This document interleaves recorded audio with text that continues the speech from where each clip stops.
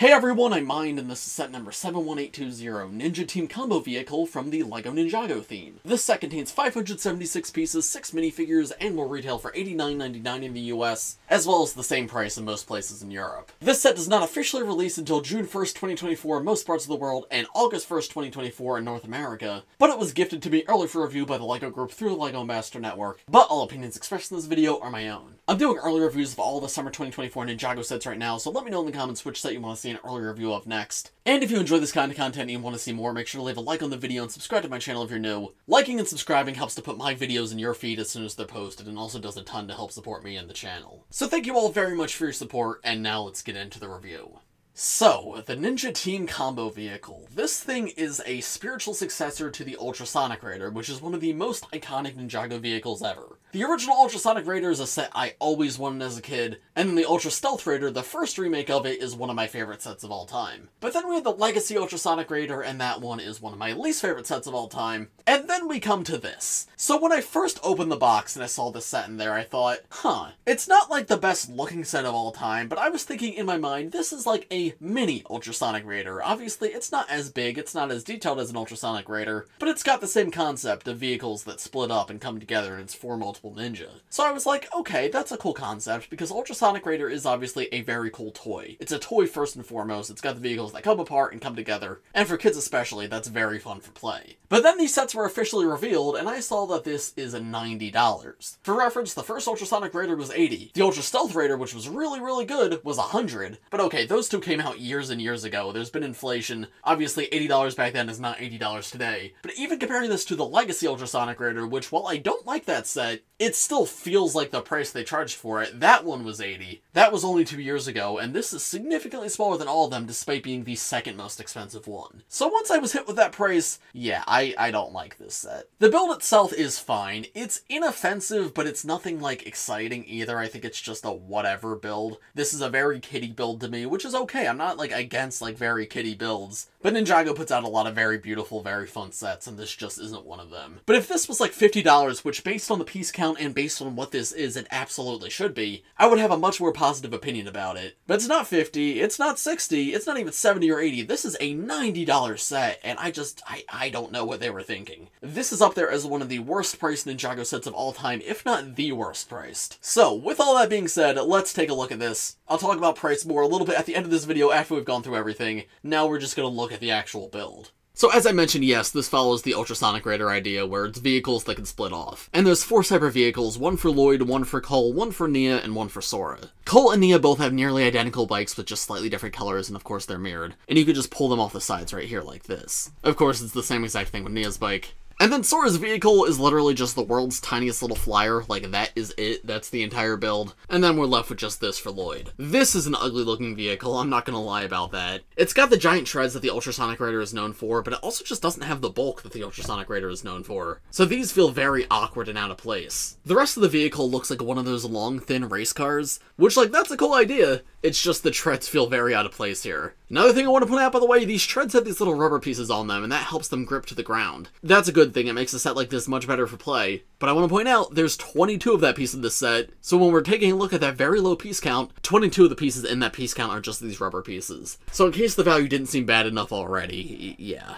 We have a stickered piece right here with some jargon on it, and it says Team, and then I'm not sure what this is. It looks like it actually says G4, just in, like, regular characters. I'm trying to compare that to Ninjago, and I don't know what characters would match right there. So that might just be G4, I guess because there's 4 people on the vehicle? Sure, why not? Then we have a big trans black cockpit piece, and I do love the new trans black color. Always very cool to see it. And that's got that G4 logo on the top right there, and there's some stickered exhausts here as well. And that, of course, opens up, and there's room to fit a minifigure inside. The minifigure that's supposed to go in there is, of course, Lloyd, so you're able to just plop him in and close it back up around him. There is clips on the side to hold his accessories while he's in the vehicle, which is something I very much appreciate, so that way his sword can be held while he's driving. And then we got this big giant plastic wheel at the back, and then here's where the bikes connect, as well as where Sora's vehicle connects. So yeah, I don't really love this. If this was the basis for a much bigger, much more elaborate build, I wouldn't hate it, but this is the most interesting of the 4 vehicles, and I don't love this one. Next, coming to Cole's bike, it's just a kind of generic looking bike. It's got some orange on it, I guess to represent the element of Earth. There's handlebars right here for a minifigure to hold on to, big wheel at the back, small wheel at the front, but I really don't have much else to add to this. This is pretty much as basic of a bike as they come. I mean, I guess I like this gold armor piece at the front as like a windscreen. That's kind of cool, makes it Ninjago-esque, but yeah, it's a pretty standard bicycle build. I don't have too much else to add to that. Here's how Cole looks on the build if you're curious, but yeah, I really don't have much else to add to this one. There's the pieces to connect it to the Lloyd vehicle. I do like that it's symmetrical at least, so you don't have to have Cole always on one side and Nia on the other. If a kid's like playing with this, they could swap that around. That's neat in concept. I do appreciate that. But yeah, I don't have much else to say about this. And then we have the Nia bike, which is literally the exact same thing with 3 pieces swapped out, right? Yeah, there's a sum total of 3 parts recolored between these two. So I don't have much else to add to this one. Again, doesn't do a great job of representing the element of water. It just seems like a generic bike with a little bit of blue on it. And here's how Nia looks actually riding on it. And then finally, here's Sora's flyer. They use the C-bound blade pieces to be wings. We have a printed console piece right here, which is just pretty standard LEGO stuff. This sticker does a good job to represent like Sora's whole aesthetic, very similar to the stickers on her mech. And we have 2 stud shooters right here that shoot out pink tiles. There's how those look removed. And we have 2 tacticals here that allow you to connect it back to Lloyd's vehicle. Speaking of connecting everything back together, let me show you how it's done. You just slot this back in the top right here, put Nia's vehicle on one side, Cole's vehicle on the other, and as I mentioned, you can mix and match those. And oops, I forgot to put Sora on her vehicle, but that's okay. And there we go, we now have the complete Ninja Team combo vehicle, and it can roll around all together. As I mentioned, combo vehicles are a very cool concept. I like a lot of the previous ones, but this is just such a miss for me. None of these vehicles, except for maybe Lloyd's, have any personality. I mean, Sora's does, but it's only a couple of parts. Cole's and Nia's are super disappointing. It doesn't feel specific to them at all. Like, the previous ones at the very least had, like, printed versions of the ninja symbols on them. And I don't even mind if they were generic. Like, they don't have to represent the ninja, but at least be interesting builds, and these just aren't. These are the most generic bikes I've ever seen. And then, like, the combo aspect's cool, but it's not even the best in the world. Like, the front wheels of the bikes don't even touch the ground anymore. So yeah, I don't love this. But I'm getting ahead of myself again. I'll talk about all of this at the end of the video. We do have one more small build to look at in this set, and that's this little weapon rack for Cole and Nia's weapons. Cole has this hammer and Nia has this trident, and that's the same weapon they have in other sets from this wave to the side as a weapon rack to hold their weapons if you want. But there's also a secondary feature of this build. Instead of connecting both Lloyd and Nia to the Lloyd vehicle, you can connect them both to the weapon rack instead, and that serves as just like a center to the vehicle. And that way they go from 2 bikes into one like bike, buggy, car thing. And this serves as a place to keep their weapons in the middle. Again, I like this as a concept. I think there's potential here, but in execution, this just isn't interesting enough. However, one part of this set that is actually quite good is the minifigure selection. So now let's take a look at the minifigures in this set. So here are the first 2 minifigures in the set, the all-new ninja suits for both Lloyd and Nia. And unfortunately, this is the cheapest set that both of them come in. And that's a very bad thing for 2 reasons. Number one, $90 for any minifigure is a little absurd. I feel like all the ninja should be available for $50 or less. Preferably like $30 or less. But yeah, having the main character of the show locked behind a $90 set is very silly. But in addition to that, the only other set they come in is $250, which is of course a lot of money. So if you're just a casual fan of Ninjago and you're not buying like everything, your options are either a $90 set that's not that good, or a $250 set which is really good, but it's $250. So yeah, it's a shame these guys aren't in more sets, but in terms of the actual minifigures themselves, they are really good. You can see they both have a very similar aesthetic. They have like this dragon scale design at the back, and then they each have this banner with their element represented on it. Lloyd says MOE, which of course stands for Master of Energy, or at least I assume so, and Nia says MOW for Master of Water. They each also have an emblem of their corresponding source dragon, and I love the colors in these figures. Lloyd uses bright green, and this is the first half-mask Lloyd figure to use bright green, but it looks amazing, especially with the sleeveless arms and everything. Nia, though, is probably my favorite new ninja suit of this wave. She's leaned entirely into the azure here, and she doesn't really have any non-blue secondary color, which I think this is the first time we've ever seen that. Even on like a Dragon's Rising Season 1 suit, she still had like a red belt, but no, she's entirely blue here, and that looks amazing. She uses metallic blue for the belt, which is a very, very cool color, same thing with the undershirt, and then dark blue for the trim on a robe, and I think that goes really well with everything. And then blue and yellow is just a good color scheme in general, and obviously because she's sleeveless, yellow does feel like an actual part of this color scheme. And this is our first time this hairpiece is actually going to be canon to the show, which is super exciting. New armor pieces on both of these guys too. I've already covered this in other reviews on this channel, but it's very similar to the Skybound armor piece where it can hold 2 katanas at the back, and we have an all-new katana piece for this wave that's slightly shorter than the previous one, and that's a cool alternate option to have. You can see obviously both the big one and the small one fit in the armor piece. And then taking the armor, hair, and masks off, you can see here's their full face prints. They're back to using their movie face prints, which I think is fine. I assume they switched off of the Dragon's Rising face prints because the Dragon Power eyes just don't work as well with half masks. So here's like the alternate faces too, as well as the back torso prints. And the back torso prints are probably my favorite part of these new suits. They each have their source dragons on them with their own emblem in the center, and the black outline around them makes them really pop. It's honestly a shame these prints are covered up by the armor, because this looks really good. So yeah, great minifigures, happy that they come in more than one set. It's just a shame that this is the cheapest way to get these two. Nia, though, is my favorite of the wave, at least in terms of ninja figures. And then here are the other two ninja in the set. We have Cole and we have Sora. Sora does come in one smaller set in this wave, so you can get her a much easier way. And then Cole technically comes in a $5 polybag, but obviously polybags are not wide released. So if you can find the polybag, awesome, that's a much cheaper way to get this guy. But if you never find the polybag, this is the cheapest wide release set that he comes in. Cole, though, of course, follows the same design aesthetics as the other ninja. I really love how the gold looks on him, especially the gold on the black is really beautiful. And the rock source dragon is a very cool emblem. Of course, on his outfit it says MOE for Master of Earth. And unfortunately, he does not get his headband hairpiece here. He hasn't used it since the island, and it's a real shame because the other ninja all get theirs. And I love Cole's headband hairpiece, I think it looks great. So it would have been really nice to see here, but the figure still looks cool without it. There's his back torso print with the armor piece and half mask and hair removed, as well as one of his face prints. And there's a full look at the front torso print as well as the front face print. Obviously the movie head, just like the other ninja.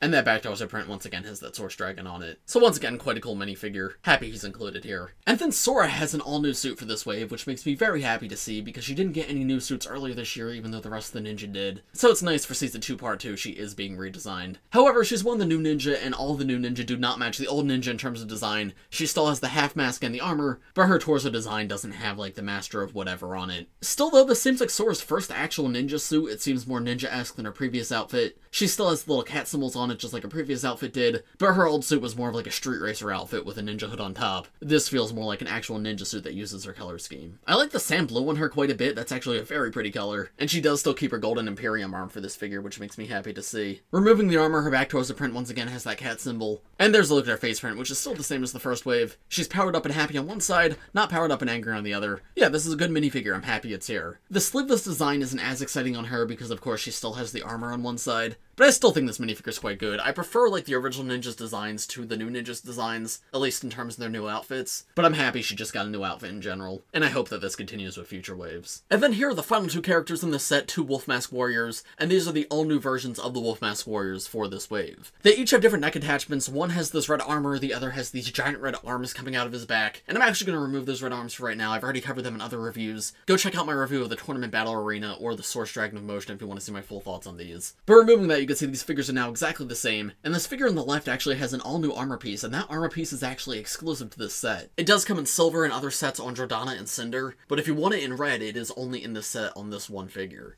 Now that armor piece in the show, we see Cinder wear it, and it's when he puts the Wolf Mask on and he starts to use Shatter Spin, that's the armor that like powers him up. And I guess some of the Wolf Mask Warriors are going to be wearing it because yeah, one of them comes with it in all the different sets. Interestingly, he is wearing it the right way around. In the instructions of the other sets, it has Jordana and Cinder wear it backwards, but no, the Wolf Mask Warrior does wear it forward. This matches what we saw from Cinder in the show. And it's a very cool piece, especially in red. I think that fits really well with the overall Wolf Mask color scheme. It makes these figures look significantly better. I do like the big spectral arms, those are very cool too. But without those, with the armor versus without the armor, with looks much, much better. Still though, in general, these are very cool minifigures. I like the new recolor of the Wolf Mask. I think red and purple is a lot more striking, which could be a bad thing or good thing. I wasn't sure how to feel about it at first, but the more I look at these minifigures, the more I like them. And you can see they still have the Wolf Clan symbol around the back, though it almost looks like their armor's cracking. And of course the Wolf Clan symbol's now red instead of blue because the Blood Moon has come. And around the front they have like these elaborate purple robes and these red spikes coming off. And the actual torso and leg pieces are gunmetal gray, which is an amazing color. And with the vibrant red on top, I think it looks incredible. This is the only set to come with more than one Wolf Mask Warrior, so that's something I guess.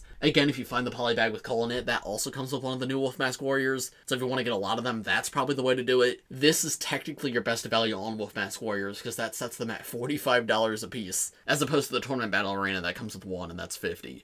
So yeah, these guys are surprisingly uncommon this wave. They only come in 3 sets, and you get a total of 4 of them. So 2 of them are in this set, and this armor's only in this set. So that is a big draw for this set. However, these are just generic villains. The characters in other sets are a lot more interesting, so I would not say this makes up for the value. Oh, also, headpiece underneath is the same as the previous Wolf Mask Warrior. It's dark blue, it doesn't really fit, but you should have that mask on all the time anyway, so it's not the biggest deal. But overall, what are my thoughts on this set? Well, in case it wasn't clear, not positive at all. I feel like it's been a while since I've been this negative on a Ninjago set, but I'm not gonna lie to you guys. I'm not gonna tell you to go out and buy this if it's not good. If this was like $50, I think it would be a fun set for kids especially. Even as an older collector, at $50, I'd be like, it's not that great of a build, it's fine, whatever, it's fun, but it's not that interesting. Even if it was a good price, I still wouldn't love it. But the price seals the deal as like, what were they thinking with this? And it's a real shame too, because I love the idea of combo vehicle. I got the original Ultrasonic Raider recently, and I adore it. It was very nostalgic, and I think that set's so much fun. The Ultra Stealth Raider is still one of my favorite sets of all time. It's from 2016, and it still holds up to this day. And then also, obviously, this isn't the same type of combo vehicle, but there's also the Combo Mech from Core, and that set's incredible, another one of my favorites. Like, the idea of multiple vehicles that combine into one and then split apart, that is a great concept, but this set just executes it poorly. It's a bad value for your price, it's incredibly small, and I feel like there's just no cohesion either. Like, the Ultra Stealth Raider isn't super themed around each ninja, but at the very least has their symbols. But the Ultra Stealth Raider itself is a cohesive aesthetic, so the parts of that set look good together or apart. This one, though, like, each vehicle feels like their own separate thing, but they also don't feel like one cohesive build when they're put together. It just feels like an amalgam of stuff that doesn't really fit. The vehicles aren't that fun on their own, and they're not that fun together either. Honestly, I can only think of a few reasons to get this set. Number one, you want the minifigures in it, which is fair, I totally get that. If I wasn't a part of the LEGO Ambassador Network, I don't know if I'd buy this, actually. I wouldn't want to buy it, but I think I would probably save up for the Tournament Temple City instead of buying this one, because I would want these minifigures, and obviously this is the cheapest way to get them. So yeah, that's one reason to buy this set. If you really want these minifigures, but you really don't want the Tournament Temple City, which is the other set that they come in, if you don't mind paying $90 for a set that's not that great and a couple of minifigures that you really want, then I suppose you could do that. Alternatively, if you find it on sale for like 50% off, I think it's good for like younger fans of Ninjago, but as a display piece, it's really not great, and for play, it's okay. Like, I think kids could definitely have fun with this, but for $90, I think they could definitely have more fun with other sets. So yeah, I can't help but just feel left underwhelmed. I don't like being negative, but I've had a lot of good things to say about the other sets of this wave. This one was just a huge miss for me. But, of course, those are just my thoughts. Let me know what you guys think of this set in the comments below. If you enjoyed this video, make sure to leave a like on it and subscribe to my channel if you're new, and let me know in the comments which Summer 2024 Ninjago set you want to see an early review on next. But as for this one, I think that's about all I have to say, so thanks for watching, everybody. I hope you all enjoyed, and I will see you all in the next one. Bye!